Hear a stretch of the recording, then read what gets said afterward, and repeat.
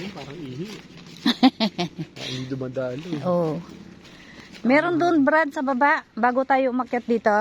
Ano na ng lamok yan? Dumadaloy, Brad, tinan mo. Tinan mo. Yan o.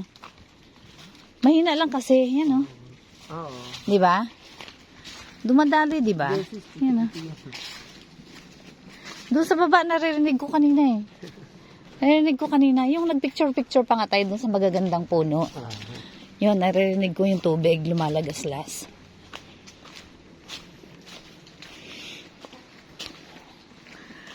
Ganda ng ano.